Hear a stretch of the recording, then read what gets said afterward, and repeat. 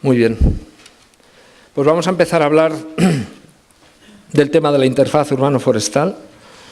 El tema de la interfaz urbano-forestal, como bien decía Jorge, es un aspecto que hemos sufrido desde los orígenes de los incendios forestales en España, en el momento que empezamos a tener viviendas. Curiosamente, las primeras viviendas que tenemos eran el ámbito rural, eran los pueblos y las casas dispersas por el monte. Y también, curiosamente, si uno empieza a tirar de la hemeroteca y empieza a hablar con los mayores, con nuestros antiguos, se da cuenta que ya había rutinas de protección.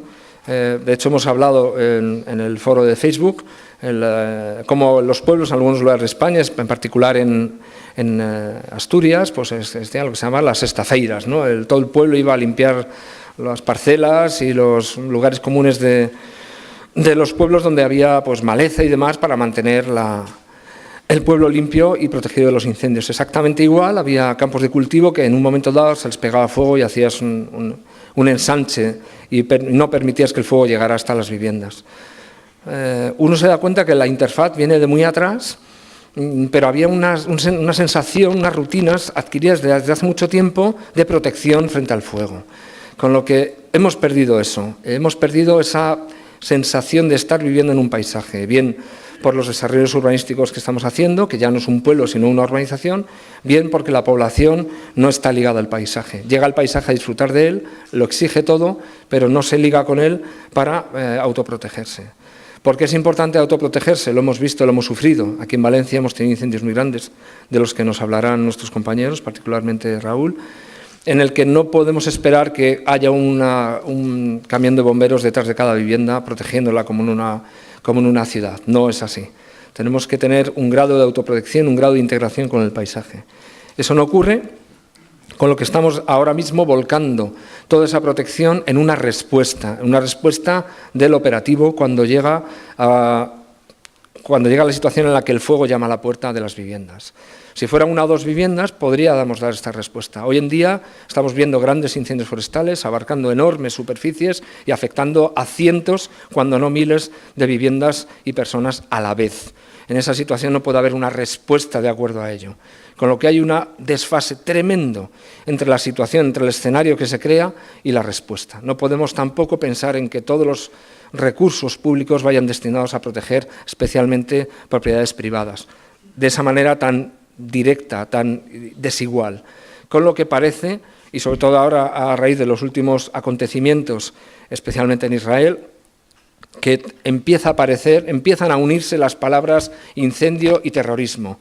Es algo que nos cuesta asumir, pero que puede ocurrir. Es una herramienta muy poderosa de destrucción, y entonces ya pasa a otro nivel. Ya no es la protección de las viviendas, estamos ya hablando ya de casi seguridad nacional, con lo que una vez más nos enfrentamos a escenarios complejos, cambiantes y sobre todo peligrosos.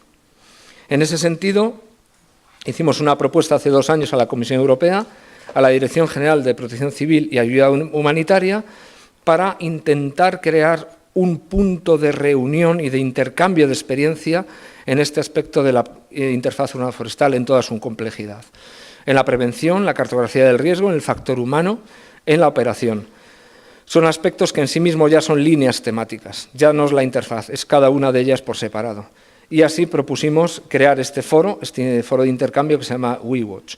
WeWatch es la palabra combinada de Wildland Urban Interface con Watch, un observatorio de la interfaz urbano-forestal, en el cual estáis todos ya ahora mismo insertos porque estáis participando en este workshop.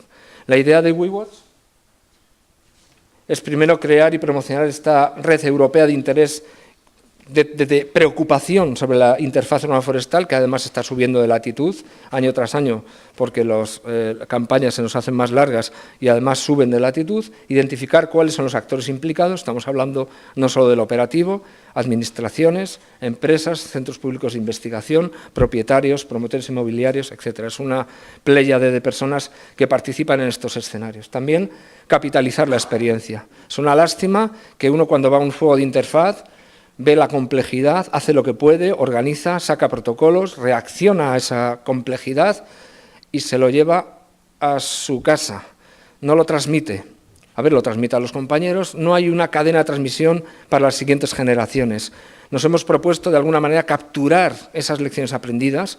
Hoy vamos a hablar de esas lecciones aprendidas. Vosotros vais a contar vuestras lecciones aprendidas para que futuras generaciones puedan y deban formarse, como bien apuntaba Jorge, en el futuro y poder hacer unas operaciones más adecuadas, una respuesta más adecuada a esta complejidad. Hemos creado un foro de discusión. El porqué de este seminario, dice, joder, pero es que hay mucha gente que no está aquí, claro. No podemos dar cabida a todos. Lo que queremos es empezar la discusión aquí y seguirla en los foros de discusión. Hasta ahora hemos utilizado Facebook, Twitter, pero tenemos un foro específico de la interfaz urbana forestal en WeWatch, al cual podéis, y os invito a que participéis después de que acabemos este workshop, porque aquí no se acaba la discusión, empieza aquí la discusión. También vamos a terminar una guía de buenas prácticas en prevención, en gestión del factor humano, en operaciones, en cartografía del riesgo, que estará disponible al finales de este año. Os daremos buena cuenta, porque ya os tenemos en la base de datos, de esa guía de buenas prácticas. Hemos hecho mucho hincapié en esta guía de buenas prácticas en la incorporación de los propietarios. Y ya veréis en mi presentación cuál es la propuesta que os hacemos cara a la prevención, que es de lo que voy a hablar yo, la relación entre la prevención y la operación. En definitiva, lo que queremos es mejorar la autoprotección en situaciones de incendios forestales, especialmente grandes incendios forestales, en zonas de interfaz. Para ello hemos organizado un consorcio, tenemos la suerte de tener aquí a nuestros colegas. Nosotros, Meteogrid, somos una empresita, una microempresa muy dinámica en temas de predicción meteorológica, muy dinámica y muy potente en cambio climático y sobre todo dar valor añadido a los productos y los servicios climáticos y meteorológicos para la gestión de emergencias. Tocamos todo, pero especialmente incendios forestales. Desde hace ya prácticamente 10 años, va a ser el año que viene, nos preocupamos de la planificación preventiva, especialmente en zonas de interfaz. Tenemos la suerte de contar con el equipo del Centro de Estudios de Incendios Forestales de ADAI, Universidad de Coimbra, por ahí anda nuestro querido amigo Luis Mario, que nos ha dado un apoyo, digamos, científico muy importante con las quemas experimentales de Gestosa y con sus instalaciones en el laboratorio. También contamos con la inestimable ayuda y colaboración de la Fundación Pau Costa, que desde luego cualquiera que esté en el mundo de los incendios forestales sabe la dinámica que llevan, lo fuertes que van y sobre todo la cantidad de cosas que están haciendo en pro de conocer mejor los incendios forestales. La verdad es que su aportación es inestimable, como digo, porque tienen esa doble vertiente de operativo y ciencia, ¿no? Tenemos también la suerte de tener uno de los mejores equipos de cartografía del riesgo de Europa, que es el DeepNet, el departamento de la Universidad de Sassari, que se dedica Costantino Sirca y Franco Casula. Somewhere Costantino is there. Hi. Están con nosotros. Se han dedicado durante muchos años a afinar cómo y por qué hacer una cartografía del riesgo en zonas de interfaz. Son especialistas en eso, llevan muchos años. Y finalmente, nuestros viejos amigos del CEREN, un centro de investigación, raro también, porque tiene por una parte la parte operativa y por otra parte de investigación, que es el ANTAN por la Foguet. El CEREN. Ellos aportan también su conocimiento en temas de seguridad y equipación en zonas de incendios de interfaz, como nos contarán. Estos son los 6 áreas temáticas de interfaz que estamos cubriendo. Lo digo porque vayamos centrando el tiro, de que uno ya no puede cubrir toda la interfaz. Yo empecé en el 99 con la interfaz y era la especialidad. Ahora ni de lejos es una especialidad. Cada una de estas cosas es una especialidad. Análisis y cartografía del riesgo, planificación preventiva, en la que nosotros hacemos un papel más importante. Operaciones, aquí está una representación importante de la operación. Factor humano, investigación y desarrollo y legislación y normativa. Estas son las herramientas que hemos desarrollado y tenéis a vuestra disposición. Hay una base de datos muy potente sobre lecciones aprendidas, que estamos precisamente ahora poblando con todos los incendios históricos y los que están ocurriendo. Tenemos una librería sobre interfaz urbana forestal con más de 400 publicaciones. El foro de discusión, que es vuestra herramienta, donde intercambiar e incorporar experiencias. Tenemos repositorio de medios, especialmente fotos, vídeos y demás, que están georreferenciadas y relacionadas con la base de datos de eventos de incendios forestales en la interfaz, una base de datos de principales actores, una herramienta de asesoría del riesgo local para situaciones de interfaz urbana forestal y finalmente hemos creado también una subred de planes municipales a nivel europeo, que se llama MINCE, en el cual se pueden subir los planes de autoprotección, los planes territoriales de emergencia, y se pueden consultar para la operación o para la planificación. Es algo que, bueno, poco a poco estarán todos los planes ahí subidos y el operativo pueda consultarlo en caso de emergencia. Ya hemos celebrado 3 workshops como este, 3 seminarios. Workshop significa en inglés pues reunión de trabajo, ¿no? Es seminario de trabajo. El primero, nuestros colegas de la Universidad de Sassari lo celebraron en Italia, o lo celebramos en Italia, centrado en la prevención. El segundo fue en Portugal, ese tuvo una acogida bastante grande sobre la vulnerabilidad de las viviendas. El último ha sido en Francia, sobre el factor humano. Tuvimos la enorme suerte de contar con una amplia representación de varios países de Europa y finalmente este workshop, con lo que quiero poner en perspectiva lo que significa este workshop. Este workshop es parte, probablemente el más grande que hemos celebrado en términos de participación y de importancia, porque la operación en las zonas de interfaz para mí todavía está sin cuajar, está sin destilar. Estamos haciendo cosas, unos operativos lo hacen mejor, otros peor, pero yo he visto en estos años que es todavía territorio comanche. Hay aspectos que voy a intentar resumir ahora que me dan miedo. Y ves y recoges del operativo, oye, nos ha pasado esto, nos ha pasado lo otro, me tengo que meter aquí o no. Y esto es lo que quisiéramos trasladar a la audiencia para que la audiencia participara con su experiencia. Como digo, hemos tenido la suerte de contar con el Laboratorio de Incendios Forestales de la Universidad de Coimbra. Hemos hecho quemas experimentales con fuego real. En este caso, pues Luis Mari y su equipo prepararon unas experimentaciones sobre una de las preguntas que teníamos. ¿Es bueno bajar una persiana o no, ni aunque sea de plástico? Pues vamos a verlo, a ver si nos protege o no, a ver si de verdad se degrada o no, o cuánto nos protege. Tenemos estas herramientas todas en la página web. La página web está todo colgado ahí y sugiero que se visite, y especialmente el foro de WeWatch, para participar, porque todo lo que se participe va a una base de datos internacional. Tenemos un canal de YouTube, ahora mismo está emitiendo en el canal de YouTube, se grabará, y tenemos, por tanto, además de esta audiencia internacional. Hay vídeos que hemos subido sobre experimentaciones, sobre los propios workshops, que también animo a que se vean. Quizá esta es la parte más interesante. Esto lo hicimos pues, con mucha ayuda de la Fundación Pau Costa, es la base de datos de lecciones aprendidas. Aquí lo que queremos es dar pildoritas de aspectos concretos que han ocurrido en cada uno de los incendios, ni aunque se repitan 20 veces, cada incendio tendrá sus lecciones aprendidas. Y luego veremos las lecciones de lecciones cuando veamos todas esas lecciones que se repiten. Vale, veo una casa que ha sufrido un impacto en las ventanas, no se ha roto. ¿Le echo agua fría o no? Si le echas agua fría hace crack y se rompe la ventana. Eso es una lección aprendida, cosas como esas, ¿no? Tengo material al lado de la casa con un tejadillo. ¿Me meto ahí o no? ¿Qué calor se está creando? ¿Qué se está creando ahí? Pues si echo agua, pues no voy a conseguir nada y me voy a exponer yo. Una lección aprendida. Este tipo de lecciones aprendidas las acompañamos con un texto e imágenes. Y están todas referenciadas, de manera que cualquiera puede consultar y empezar a sacar conclusiones. Y finalmente intentamos ser muy activos en las redes sociales. De hecho, pues hay gente que solo he conocido aquí, que la veo ahora, que la he conocido en redes sociales. Y la verdad es que es una gozada poder intercambiar día a día lo que estamos viendo, no solo los incendios, sino lo que nosotros después analizamos en Gabina. Mi intervención ahora, después de presentar el proyecto WeWatch, para que tengáis un marco en el que estáis participando ahora mismo, quiere tocar el aspecto de la prevención con respecto a la operación. Es decir, yo como planificador preventivo, ¿qué os puedo ofrecer al operativo para que cuando vayáis tengáis oportunidades? Tengáis oportunidades de accesibilidad, de protección, de agua, en fin, de hacer evacuaciones, etcétera. Yo quiero recoger la carta de los Reyes Magos y ya me encargaré yo de ver hasta dónde puedo llegar, porque después en el mundo real, igual que en los incendios, las cosas cambian muchísimo. Yo puedo en el plano hacer un plan estupendo y luego a la hora de la realidad sea inviable llevarlo a cabo por cuestiones económicas, administrativas, sociales o medioambientales.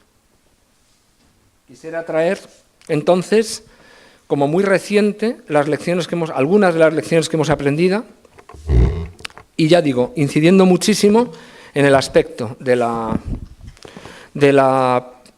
prevención, de la transformación del territorio a varias escalas y lo que supone ese con respecto a la gestión de una emergencia.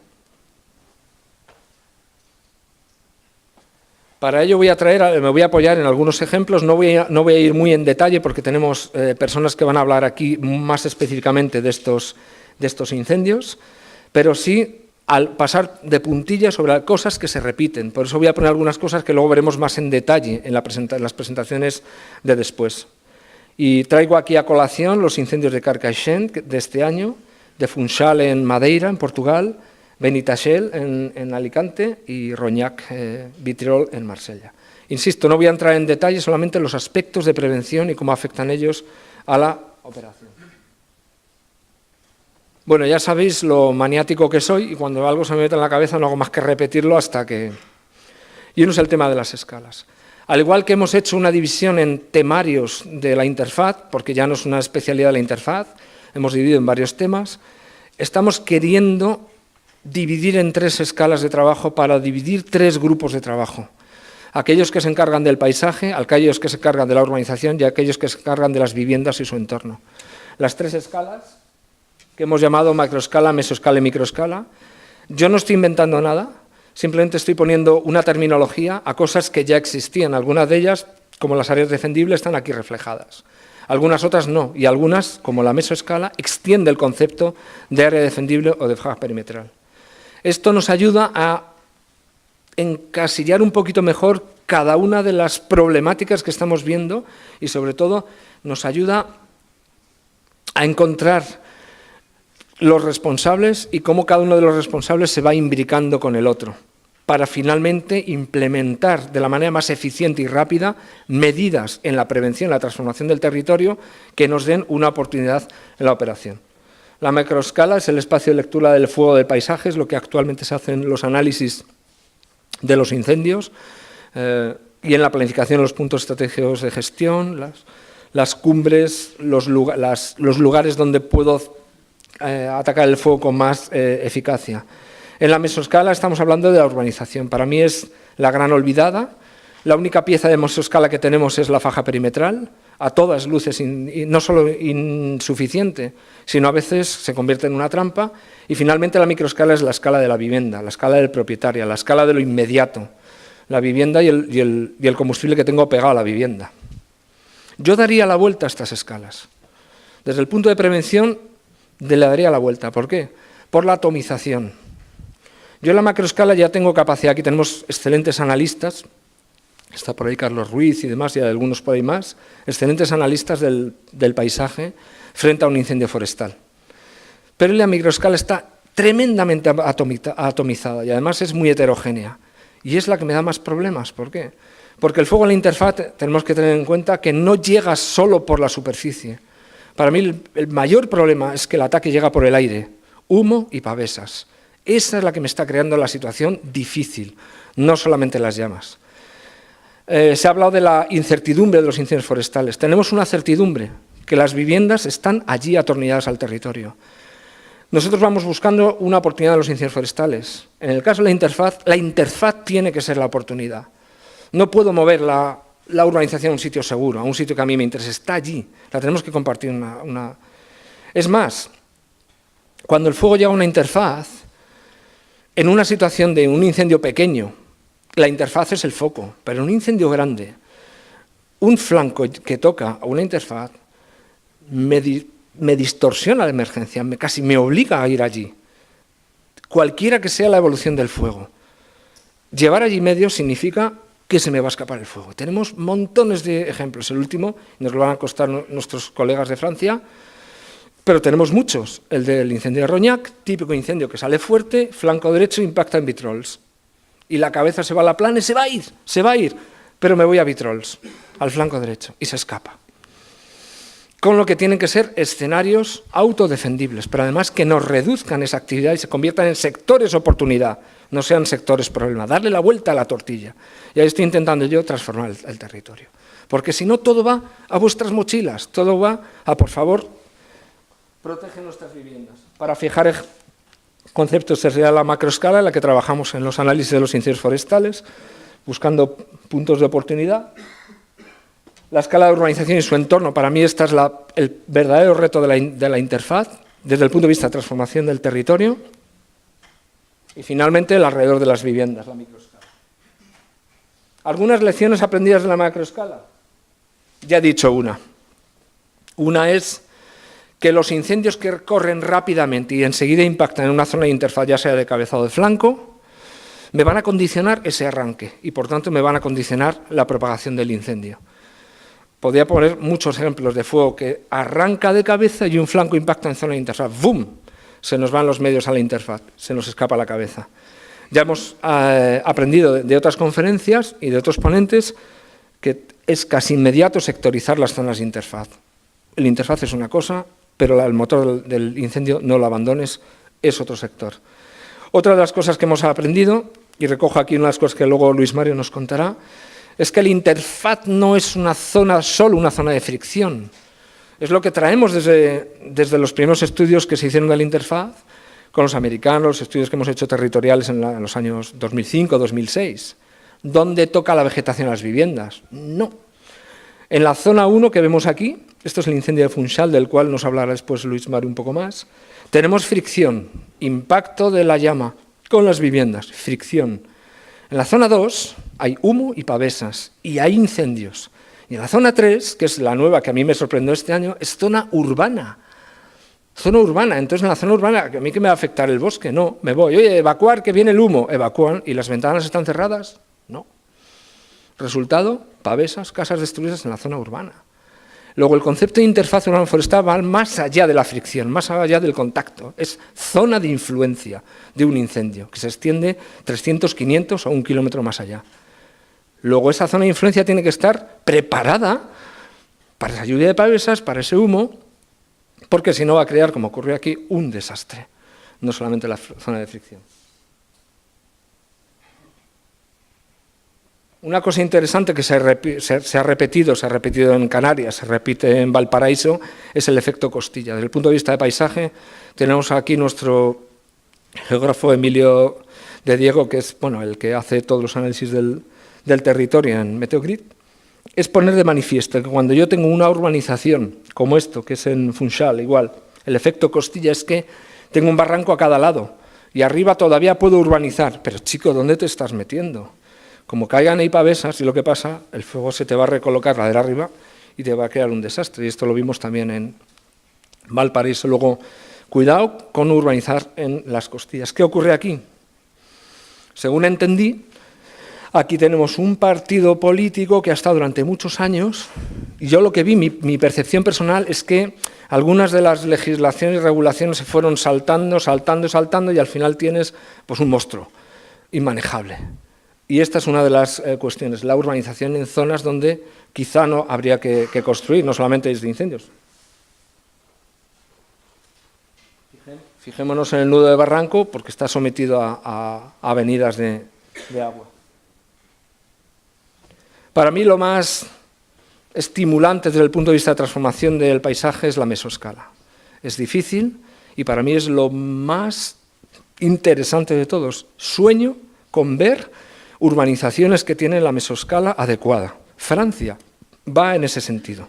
Francia está llegando poco a poco a crear esa mesoescala. En el incendio de Rognac vi el modelo francés que tanto me gusta, porque ya vas viendo esa estructura que no está reñida ni con el paisaje, ni con la sombra, tan importante en nuestros países, ni con la protección hidrológica, ni con la estabilización de taludes. Esas casas que se cuelgan en los barrancos, si tú quitas los árboles, se te va a ir todo para abajo. No puedes quitar árboles. Quitar árboles en la interfaz es más, creo yo, más malo que bueno. Creamos sombra e intentamos controlar la carga de combustible que tenemos por debajo. ¿Qué aprendimos? Que tenemos al menos 3 barreras para proteger el fuego en la mesoescala. La mesoescala interior es el tejido que hacen las casas, los jardines y las zonas comunes. Hoy por hoy es un montón de individualidades, no hay un patrón. Se crea un patrón, pero no se planifica un patrón. La mesoescala perimetral, que es con la que nosotros trabajamos habitualmente, la faja de protección. Pero la faja de protección puede ser una trampa. Y finalmente la mesoescala exterior, el área defendible, que va más allá de la faja perimetral, hacer que el fuego se venga abajo y sea de una intensidad razonable y sobre todo que sea seguro desde el punto de vista de la intervención, que tenga un área de intervención hacia las viviendas, pero teniendo las espaldas razonablemente cubiertas, no estar en una faja, en un perímetro y no saber lo que me va a ocurrir detrás porque lo tengo con una carga tremenda. Vamos a ver algunas cosas interesantes de la mesoescala interior. Considero las parcelas, las zonas comunes, barrancos, corredores, los propios setos y la acumulación de combustible. Hay un fenómeno curiosísimo, lo estaba discutiendo con Raúl Quílez estos días, que cuando hablo de carga de combustible en una zona de interfaz, no puedo hacer un paralelo como cuando hablo de la carga de combustible en una zona forestal. En una zona forestal tengo la carga de combustibles muertos y la carga de combustibles vivos. Los muertos tendrán la humedad de acuerdo al equilibrio que tengan con la atmósfera circundante y los vivos de acuerdo a un montón de cosas. Fisiología, especie, estado, lluvia, el suelo, 1000 cosas. Pero en una zona de interfaz yo puedo tener control de dos cosas importantes. Voy a incidir mucho en esta idea. Tengo control sobre la carga de combustible fino y tengo control sobre el agua del combustible vivo. No de la carga del combustible vivo, sino de la carga del combustible fino, muerto, y agua en el combustible vivo. ¿Por qué? Porque yo no puedo pensar en quitar cosas, sino adecuar cosas. Quitar la carga del combustible fino y dar más agua a las plantas que quedan. Organizar eso. Puedo condicionar y puedo modificar y adaptar el agua de las plantas vivas. En el ámbito forestal, no. Eso es una oportunidad. Vamos a ver ejemplos. Cosas que hemos visto. Incendio de Benitachell, parcela sin construir. La parcela sin construir es un lugar donde tengo igualmente copas y debajo tengo sotobosque forestal, mucha carga de combustible fino, restos y otros objetos. Cuando hablamos, oye, ¿cuál es el calor específico? No sé cuánto. No, háblame de la carga de fuego. ¿Cuántos kilovatios por metro cuadrado está desarrollando ahí? Yo lo sé en el ámbito forestal. Cojo un tiro de modelos, pero ¿y aquí? Con objetos, con restos de especies exóticas, no tengo ni idea. Y suele ser muy grande, muy potente. O sea, se une la carga de forestal más los restos de especies vegetales de los jardines, más objetos que añaden un montón de calor. Luego tenemos que siempre pensar en cuál es la carga de fuego que tengo en mis parcelas sin construir. Si a eso le añades que son sin construir, son barrancos, que tiro de todo allí, tengo al añadido de la carga de fuego, no hablo de carga de combustible, hablo de carga de fuego, tengo la topografía. ¡Wow! Estoy creando verdaderos desastres ahí. Ejemplos. Eso que hemos visto antes es esto, después en el incendio. Pues vemos que ha habido mucho consumo de las copas. Se ha consumido todo el combustible ahí. Cuando caminaba yo por aquí, y quien ahí está en el incendio, pues que me llegaba más allá del tobillo la ceniza. Luego había consumido mucho y todo. No solo mucho, sino mucho y todo. Ver las fotografías en Google Earth, de Street Google, que se puede ver esto, es una maraña. Luego estoy creando localmente cargas de fuego importantes. No es un frente, pero me está creando una carga suficiente como para enganchar a los setos y crear una propagación difusa de la que luego os hablará un poco más en detalle Raúl. Con lo que, primer elemento chungo, parcelas sin construir con todo tipo de carga de fuego. Con esa carga de fuego, los viarios pues a veces son insuficientes. ¿Cómo se activa esa bomba? Con chispas, no es el frente, son las pavesas. Lo tengo todo preparado para crear una propagación difusa, enganchar los setos, que ya sabéis, me conocéis, yo llevo esto de la interfaz desde el año 99. No sé en qué fuego un bombero me dijo, oye, por favor, mira los setos, porque no están, creo que fue en el año 2000 y poco, 2002. Mira los setos, nos está creando un problema, y ya me empecé a obsesionar con los setos. El tema de los setos, no todos los setos arden igual, lo que sí tienen es que son estructuras tremendamente antropizadas y transformadas, especialmente la poda. El podarlo significa crear estructuras geométricas continuas con una enorme carga de combustible fino muerto dentro, pero no lo estaba intentando evitar Yo estoy intentando quitarme del combustible fino muerto alrededor de las viviendas, fuera de las parcelas, y aquí lo estoy acumulando. ¿Cómo? Cerrando la luz, a base de podar. Y se repite, o sea, tú ves esto, no hay ciprés que quede en pie. Quema todo alrededor.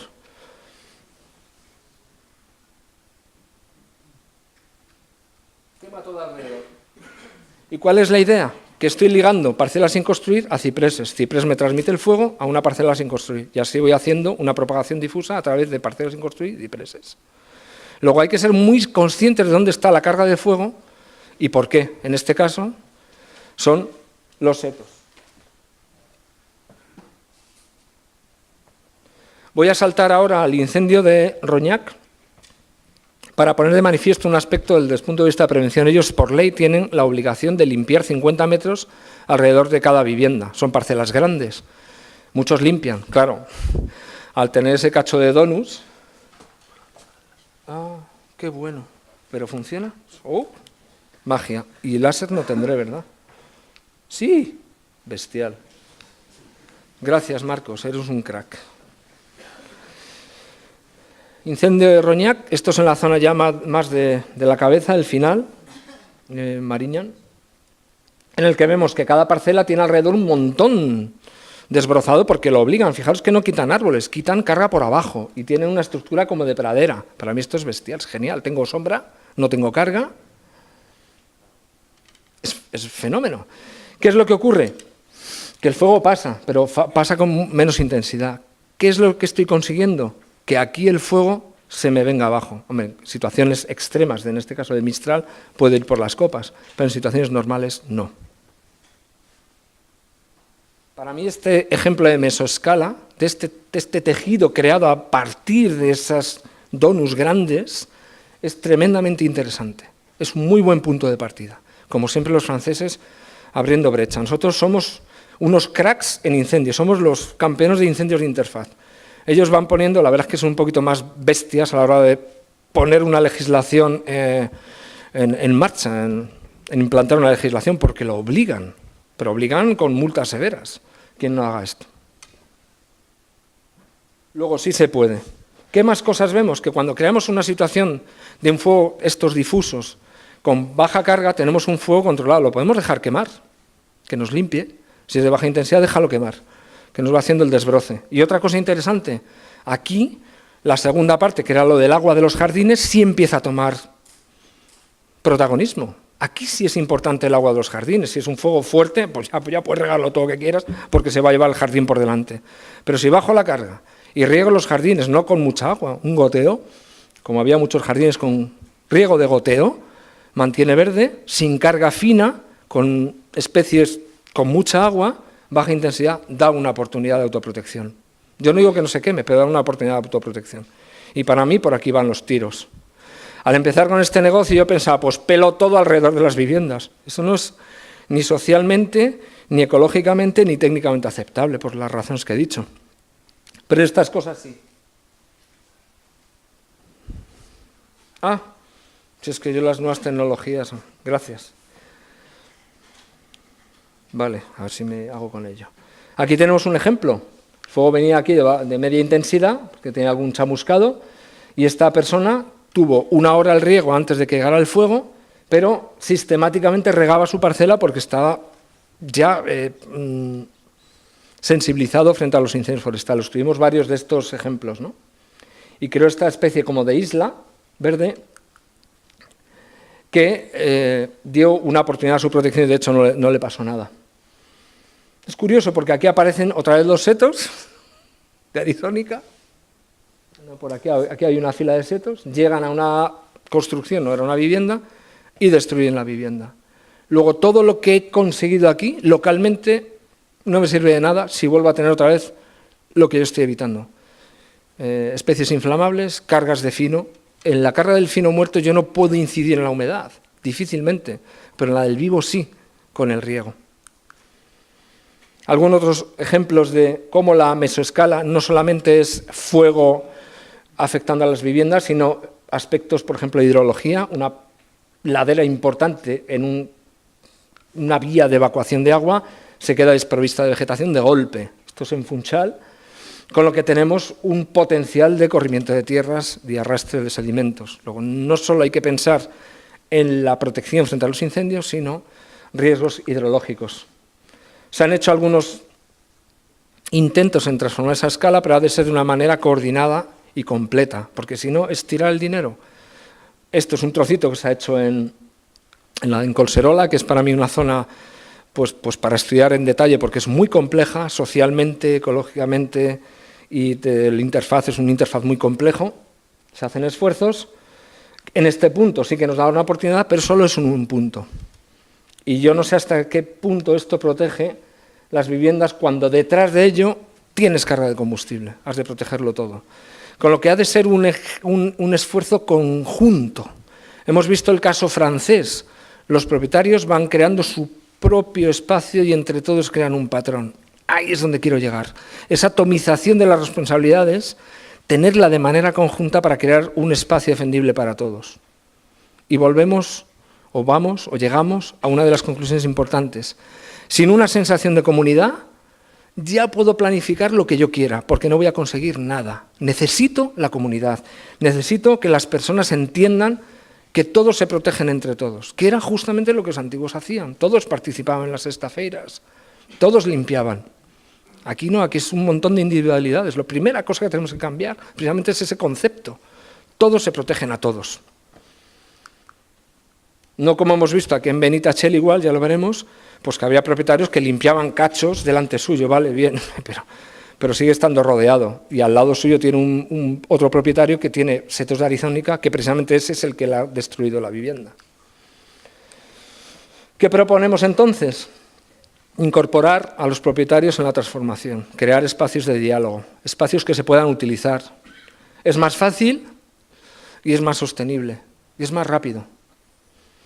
Hemos intentado hacer esto, es un trabajo que hemos hecho en Madrid, en unas organizaciones en Madrid, en Peñascales, y lo que eran barrancas infumables que por ahí se te cuela el fuego, las hemos convertido en espacios para caminar. Y esto lo hemos visto también que lo han hecho otras empresas en Cataluña, etc.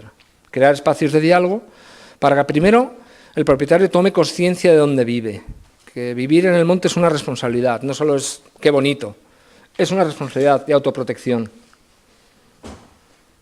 Vamos a un punto que para mí es difícil de transmitir, las sensaciones de lo que veo. Es la mesoescala perimetral. Hemos hablado de la interior, ya hemos creado un tejido y tenemos el perímetro. El perímetro es diferente. Cuando vas a una organización y haces un plan de autoprotección y dices, oiga, y los del perímetro, bla, bla, bla, pero ¿por qué los del perímetro? Hombre, porque estás tocando al monte. Esto va a exigir mucho más esfuerzo. El perímetro además es la primera barrera. Tienes que ayudarme a que el fuego no se me meta dentro. No tengas setos inflamables, tengo más regado, si tienes un muro mejor, si puedes no poner setos mejor, los elementos inflamables ahí son mucho más importantes, etcétera, etcétera. ¿Qué tenemos? Todo lo contrario. El perímetro, las parcelas perimetrales, como toca el monte, pues están descuidadas. Tiro los restos, las especies de los jardines se emancipan y salen fuera, especialmente las arizónicas, creando un punto donde yo quiero menos carga, mucha más carga. Incluso haciendo una faja perimetral, donde dejo los restos, etcétera. Puede que hagas la faja, pero los vecinos vuelvan a tirar los restos al otro lado. Con lo que para mí la carga de combustible en el perímetro. A ver, cuando hablo de perímetro, por eso había puesto esta diapositiva. El perímetro de esta urbanización va por aquí arriba. Pero es que esta barranca crea aquí otra interfaz, que es la que estamos viendo en las fotografías. Aquí no hay perímetro, aquí no hay faja perimetral, hay que hacerla, obviamente. Cuando tenemos muchas de estas fajas, ¿qué hacemos? Un perímetro en cada una de ellas. Es ahí donde quiero llegar. Tenemos que llegar a una estructura de la vegetación, como una dehesa, por ejemplo, que tenga menos carga, el fuego va a correr, pero va a correr con menos intensidad. Y es ahí en esas barrancas donde tengo especies emancipadas, setos abandonados, porque la parte de atrás, más los restos. Eso que hablábamos de carga de fuego, de todo revuelto, ocurre justo donde yo no quiero que ocurra, que es en la fricción. Y eso nos condiciona la operación. Algunos ejemplos de cómo haciendo un esfuerzo en una faja perimetral, el interior está completa y absolutamente cargado de combustible. Nuestra operación en el perímetro puede que sea segura, pero no me pidas aquí en el Gasco hacer ningún tipo de labor de nada, porque si esto está ardiendo, el fuego va a pasar. Y tiene una única vía de escape. ¡Wow! Esto me está condicionando la operación 100%. ¿Qué puedo hacer aquí? Pocas cosas, porque es una urbanización vieja, con vegetación vieja, con personas viejas, que son más difíciles de educar, y esta transformación es realmente un reto. Aquí tenemos la faja que hemos hecho de 80 metros, pero aquí al otro lado una carga de combustible bestial. Más cosas que hemos aprendido en la mesoescala perimetral. El incendio de Benitachell, impacto en Pinosol, la separación de las propias parcelas. Esta parcela no tenía absolutamente nada, ni setos ni nada. Tiene una plataforma, una piscina. Me separa de y me ayuda a proteger las viviendas. Estas separaciones son importantes. La disposición de los elementos constructivos y de diseño tienen efectos sobre la protección de las viviendas. Curiosamente, en todo este perímetro no hay viviendas quemadas. Separación de los elementos, con piscinas, nos ayuda. Algunos ejemplos. Finalmente, la faja perimetral. Hablaba ayer con Elsa Pastor este aspecto de cómo una faja que hacemos por ley de un tamaño no crece cuando crece la vegetación. Me crece 10, yo voy limpiando y tal, pero sobre todo aquí en el monte, esto es en Segovia, hicimos este plan de autoprotección, ¿no? Tienes una faja muy bien, amplia y tal, que con fuego fuerte de copas da igual, pero va a saltar dentro, una organización, Siete Fuentes, muy forestal, va a saltar el fuego, pero no crece cuando crece la vegetación, no es dinámica, no va a más, necesito más. Si yo estoy aquí, tengo la espalda quemándome, necesito transformar más esto y transformar esto. Esta sería la mesoescala perimetral o interior, y eso sería lo que llamo la mesoescala exterior. Hay que extender el concepto de faja perimetral a transformar este territorio a estructuras que sean razonables desde el punto de vista ecológico y de protección frente a incendios forestales. Estamos proponiendo estructuras como dehesas, etc. Pero claro, eso está muy bien en el papel, vas al mundo real y este es un propietario y dice, ¿por qué? ¿Qué va a tocar qué? ¿Qué extensión de qué me estás hablando? ¿Por qué? Y es ahí donde tenemos el problema de que no tenemos una figura ligada a esta necesidad. Esto es una necesidad técnica real, pero no está ligada a nuestro esquema de administración y de propiedad. No hay una figura como servidumbre de protección y seguridad para este señor y compensarle. No existe. Luego nos vemos obligados a hacer esto, es que pone la ley, hacer la faja y el tío gritando, hacer lo que puede, la faja, dejas unos arbolitos y al final lo que tú querías se queda en nada. Además estamos hablando de transformaciones muy grandes. Pero la faja perimetral, que puede ser más que una caja en la que abrimos aire para el fuego y lo realimentamos, puede ser una trampa más que una ayuda. Algunos ejemplos de esa transformación de los que hemos hecho es ampliar esa faja a crear o llevar el monte hacia una dehesa. Ahí los forestales en prevención tenemos una muy buena opción, crear estructuras forestales para dar oportunidades a quien tenga que hacer operación en el perímetro, que es donde vamos a trabajar, con unos grandes márgenes de seguridad. Pueda moverme, tenga agua y el fuego esté más o menos, lo pueda llevar a capacidad de extinción, dentro de capacidad de extinción, porque si no es una trampa.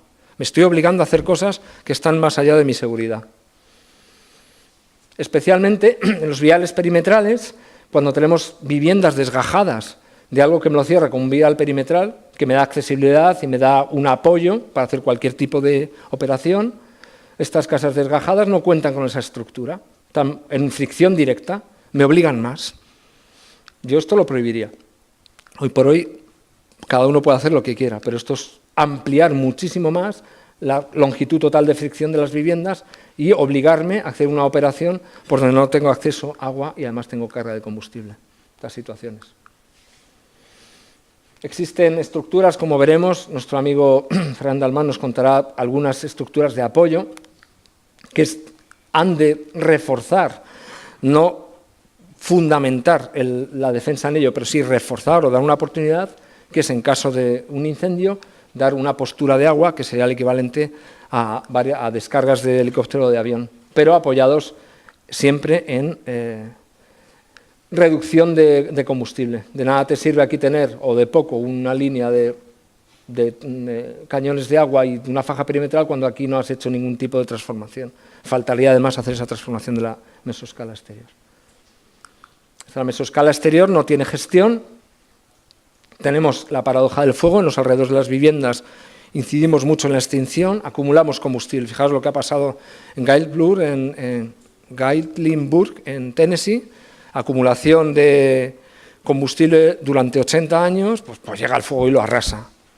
No podemos no tener gestión forestal en los alrededores, es todo lo contrario, necesitamos gestión forestal en los alrededores y promocionar algo que estamos viendo una y otra vez, cultivos y otras estructuras que puedan servir de oportunidad al freno del fuego.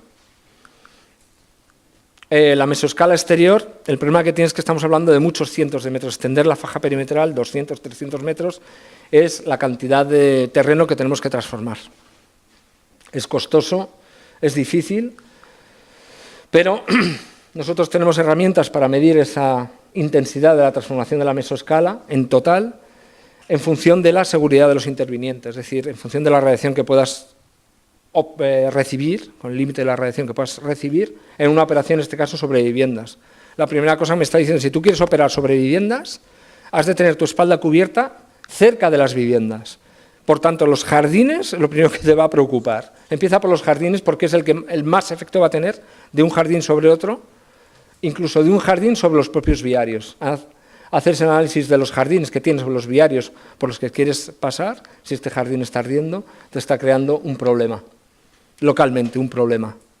Con lo que la mesoescala se extiende más allá a la protección de las viviendas, sino la operación por los viarios. En tu planificación has de ver cuál es la intensidad de tratamiento sobre la vegetación para asegurarte que en los viarios pues el fuego sea razonable, puedo hacerme con él. Y otra vez volvemos a ver que me está apuntando al interior de las urbanizaciones. Teniendo en cuenta que el fuego no necesariamente llega de frente, llega por el aire, llega con pavesas. Puedo tener este problema cuando el fuego está todavía alejado. Con lo que me está exigiendo una transformación de la mesoescala interior. Lo que me está diciendo es, empieza por las viviendas, empieza por los jardines, transforma los jardines y vete hacia afuera. Porque si tú haces una faja, muy bien, ahí vas a hacer algo, pero las pavesas te van a crear 150 emergencias dentro de la urbanización. Y eso es lo que hemos aprendido, voy a saltar rápidamente, es el cálculo de la mesoescala completa teniendo en cuenta, en Collserola, les planes, se me va el mallorquín, les planes. Es la transformación alrededor de las viviendas y de los viarios, pero esto estamos hablando de igual 150 o 200 metros alrededor. No quiero pelar, quiero transformar. Que aquí el fuego esté dentro de capacidad de extinción para poder hacer una operación segura. Y hacia ahí voy, ahí sí quiero llegar. Pero es tremendamente difícil. Aquí tienes que hablar con municipios, tienes que hablar con el parque, propietarios de todo tipo. Vamos a saltar horizonte y para terminar la microescala. Para mí este es el punto de partida ahora inmediato, más rápido, más eficiente para empezar la transformación. Hablar con los propietarios, transformar los jardines, transformar las parcelas sin construir. Empezamos por la faja, yo empezaría por aquí. Esto es inmediato, son campañas de concienciación, ayuda, lo que quiera. Y ya voy creando una estructura. Este es el esquema que estamos utilizando en WeWatch de la afectación en la microescala. Nuestra colega Elsa Pastor se ha puesto las pilas y está toda su experiencia, que es grande de simulación, que luego nos hablará de modelos físicos, la está trasladando a esta realidad. ¿Qué es lo que afecta a las viviendas? ¿Por qué quiero defender las viviendas? ¿Para que no se quemen las viviendas o para que me sirvan de refugio en caso de confinamiento? Pues son exigencias diferentes. Si no lo uso como confinamiento, a mí que me entre humo dentro de una vivienda no me importa, pero si estoy dentro, sí. Estos son los fenómenos. Quisiera subrayar como importante la carga de fuego, empezando lo más pegado, la carga de fuego inmediata a la vivienda, que no necesariamente es la carga de fuego forestal ni del jardín, es la carga de fuego que me den los objetos que estén ardiendo alrededor de la vivienda, donde esté la carga de fuego. La radiación inmediata, esta radiación inmediata tiene que ver con los setos y los elementos de jardín, y finalmente la radiación, cuando ocurra, de los elementos forestales. Con lo que, ¿por dónde empezamos? Lo más pegado posible, la fachada, las persianas, las terrazas, los tejados, los objetos al lado de la vivienda. Me están creando esta destrucción. Si mi preocupación es defender las viviendas, o si mi preocupación es que me tengo que proteger aquí, en esta vivienda, en caso de un incendio. ¿Qué vemos? Que tenemos todo lo contrario. Nos rodeamos de carga de fuego, setos, objetos, de todo. Y el fuego igual está a 1 kilómetro, ni llega a la frente de llama, pero me está paveseando y me está creando un montón de desastres, especialmente los setos.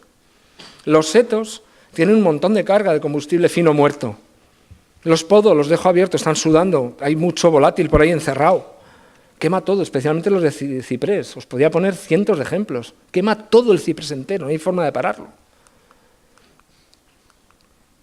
Y me está creando destrucción alrededor de la vivienda, está creando carga de fuego importante alrededor de la vivienda.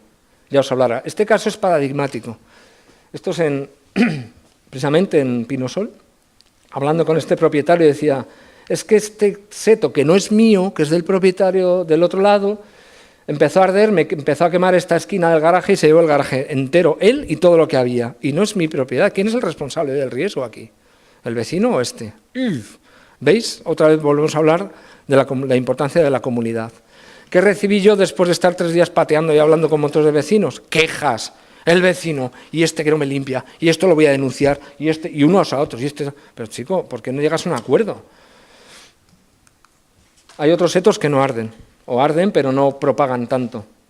Hiedra, ligustre, aligustre, adelfa, otra vez hiedra, estos en funchal, son boj, el boj no tiene carga muerta dentro, es una hoja muy recia, deja pasar el aire, pero sobre todo es que no hay carga muerta, es todo verde. Y chamusca y no propaga. Aquí le ha pegado un impacto importante, quedó ahí, se rompió un poco el seto, pero no propaga alrededor de la vivienda, no busca el fuego la entrada. Luego hay posibilidades. Lo que os decía de ejemplos en la microescala de autoprotección, sistemas de riegos también es en funchal, cómo la gente prepara, pero claro, tú tienes este vecino al lado de esa casa, este es el vecino, esto es en Roñac. Este tiene aquí de todo tipo de carga de fuego, de todo tipo de objetos, al lado de alguien que se ha preocupado en protegerlo. ¿Quién es el propietario del riesgo? Funchal, pues este señor pues se propuso proteger su vivienda y tenía hasta tendido de manguera, motobomba y punto de agua, motobomba, todo prepararse el otro extremo, ¿no? Llega el fuego fuerte, llega ahí, quema algunas cosas, pero su casa intacta. Y el contraejemplo es las casas destruidas en la microescala, especialmente este tipo de cosas. Zona de pradera, praderas alrededor, no hay árboles, no hay nada, praderas, pero tiene esta tira de cipreses grandes. Hay contacto. Vamos a ver si os pongo. Hay contacto, único punto de contacto, y el caseto este tremendo, súper caro y muy bien montado, se va entero, se quema entero. Ejemplos de los cipreses en la microescala, creando cargas de fuego, este contenedor en cargas de fuego, aquí, ¿veis el contacto directo? No había nada. Operación, antes de que el fuego, coge la motosierra, ¡bum!, y te llevas el ciprés. Y si no pasa el fuego, me ha cortado el ciprés, que lleva aquí toda la vida. 5 años de ciprés, 6 años. Lleva aquí toda la vida mi ciprés, ya, pero si tú le enseñas esta foto, si pudiéramos ir al futuro y volver y le enseñas esta foto, córteme todos, para salvar mi casa, ¿entendéis?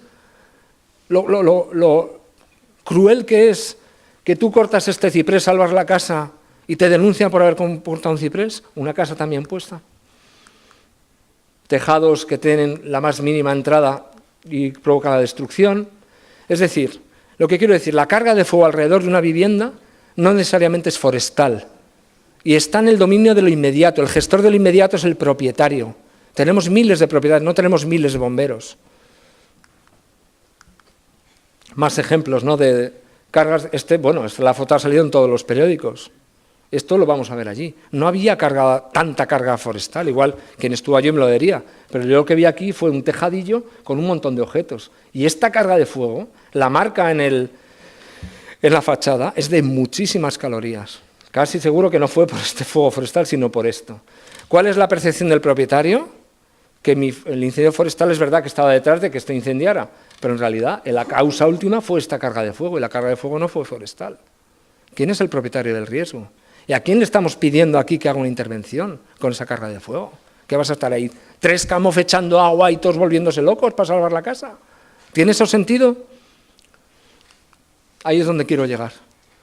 Estas son las lecciones aprendidas.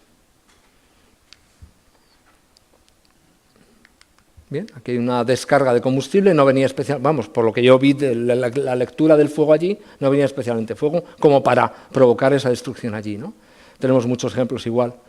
Cantidad de combustible, de porquería, aquí había todo tipo de latas y objetos, carga de fuego al lado de la vivienda, esto también en Benitache, lo veremos, destrucción. Carcaixent, carga de fuego debajo. Aquí el forjado protegió el fuego, más la presencia de riego por los cañones que tenía alrededor, que ayudó a esa protección. Casa destruida en Benitachell, tejado, etc. Bueno, voy a saltar. Curiosamente, esto es en Roñac. Aquí vemos cipreses, también una zona alejada. Y digo, pues aquí no llega el fuego. Llegó, por aquí hay un depósito de GLP, consiguió propagar y destruir el resto. Esto es en Funchal, esto es cómo venía el fuego por los eucaliptos. Aquí intentando proteger, que vas a proteger con una manguera. El resultado, de este mismo punto estuvimos aquí visitando, fijaos, tejadillos y demás, y lo que había debajo era esto. Y eso es como quedó. Millones de objetos, bombonas, etc. ¿A dónde quiero llegar con esto? Nosotros ahora estamos proponiendo, aparte de esta transformación, un mapa de peretriaje para dárselo a los bomberos. No hay legislación que os apoye en la operación y diga por adelantado decir, esa casa está en peligro. Mi compañera Laura Asensio, que anda por aquí, estuvo conmigo visitando Collserola y vimos algunas casas y dice, pero es que esto es indefendible. Cabeza de barranco rodeada, la veréis. Yo tengo que picar a la puerta y decir, oye, tío, que esto es indefendible como venga un incendio, vamos a hacer cosas juntos. No podemos pretender defenderlo todo. Y estos mapas de habitabilidad o de defendibilidad creo que deberían de estar, es mi opinión, por adelantado y llegar a un acuerdo con ellos. Esta es la casa de lo que os hablaba en Collserola. El tío estaba por ahí metido, unas mantas tocando la guitarra y no sé qué. Pues es un candidato al desastre. Otro aspecto que recojo también en la microescala es el aspecto social. ¿Cómo voy a pedir a esta gente también en Collserola que haga ninguna transformación? Aquí tengo que ayudar. Esta persona no puede modificar nada, apenas vive allí, con 4 gallinas que tiene por allí. Luego hay una realidad social que no podemos evitar. Creo que las condiciones de seguridad las voy a pasar por encima, pero sí algunas cosas como que esto es ambiente urbano en Funchal, creo que Luis Mario hablaba de ello, un único callejón de acceso, toda esta batería de casas expuesta a un fuego que subía por la barranca de atrás, que ahora veremos, empiezan a arder y los que estaban al fondo tienen comprometida la salida. ¿Carga? ¿Forestal? No, el origen es forestal. Pero el resultado final es que la carga de fuego no era forestal, eran otros objetos, 5 personas fallecidas. Esta subía por aquí, cayó en las pavesas, subió el barranco, quemó, etc. Aquí tenéis la batería de viviendas, este es el único callejón de acceso y aquí ocurre el accidente. En fin, algunos otros ejemplos es efectos dominó, la estación de hidrocarburos también en Funchal, que crea en sí misma una emergencia, es decir, tenemos que preparar nuestra operación a un escenario totalmente diferente, ni es urbano ni es forestal. De verdad, es otro escenario diferente, es una mezcla que requiere habilidades, equipación y protocolos diferentes. Muchos ejemplos, es igual en Francia. Y finalmente una nota en la que yo creo que Raúl igual hará también alguna mención sobre los depósitos de gases licuados del petróleo. Me he molestado en hacer una investigación en profundidad de la legislación, he preguntado a Repsol, CAMSA, Industria. No hay una legislación que proteja a los tanques a estos depósitos de GLP en zona forestal. La legislación no recoge las plantas inflamables ni las cargas de combustible de las que estamos hablando, especialmente setos, a esta distancia. El límite, según la Asociación del Petróleo, de la Industria del Petróleo Americana, de resistencia mecánica del acero aquí, el límite de flujo es 22 kilovatios por metro cuadrado. Decidme vosotros si aquí, a esta distancia, hay más o menos de 22 kilovatios por metro cuadrado. Nuestra legislación ante un fuego de copas que llega de cabeza con esos 25 metros de separación da casi 40 kilovatios por metro cuadrado en exposición directa. Luego nuestra legislación tampoco, la de la franja, considera los depósitos GLP. La francesa sí, mira tú por dónde. Los franceses se han molestado en estudiarlo y han demostrado que a 50 metros el flujo de calor está por ahí entre los 20 kilovatios metro cuadrado, que es razonable. Nosotros no, esto es territorio comanche. ¿Qué es lo que ocurre? Que sale el dardo, quema todo y no pasa nada, pero un día no va a ser así. Son tanques muy pequeños, se vacían enseguida y enseguida puede haber un riesgo de bleve. Y de verdad que puede haber un riesgo de bleve, de verdad que lo hay. He visto, no de estas explotadas, pero bombonas sí. Esto es todo del incendio de Benitachell, esto ocurrió. Ya os dará más detalles, Raúl. Quería pasar directamente a las bombonas. Las bombonas sí que explotan. Yo creía que no, pero sí que explotan. La gente las mueve. Y hemos visto pues en Francia, hemos visto en Portugal, bombas estas reventadas. porque tiene una fuente de calor muy constante, y ya paro porque estoy llegando a -4, que era lo acordado. Tiene una fuente de calor constante, normalmente no es por carga forestal, es por otra carga. Insisto que la otra carga es la que me está dando muchísima carga de fuego alrededor de las viviendas y al final revienta. Otro aspecto es la infraestructura crítica, especialmente estaciones de bombeo que dan servicio a los hidrantes para los incendios, fluido eléctrico, comunicaciones, estaciones de depuración, etc. Acabo diciendo mensajes concretos. Tenemos la posibilidad de transformar el territorio. Estamos viendo una y otra vez, repetidas veces en muchos incendios, lo mismo, mismas lecciones, mismas aproximaciones, y técnicamente se puede hacer. No existe una legislación que toque esto tal y como lo estamos viviendo. No existe, no hay nada que nos indique el camino a seguir. Nosotros estamos haciendo en WeWatch un papel que no nos toca, de Moisés, de contar cosas, de reunir a la gente, pero no tenemos yo no puedo exigir a un propietario ahora todo esto, solo le puedo convencer, pero no exigir. Pero si hay algo que nos preocupa después de todo esto es la seguridad de los intervinientes. Y yo creo sinceramente que estamos en territorio comanche en la interfaz, lo hacéis muy bien, o razonablemente bien, o las cosas salen razonablemente bien.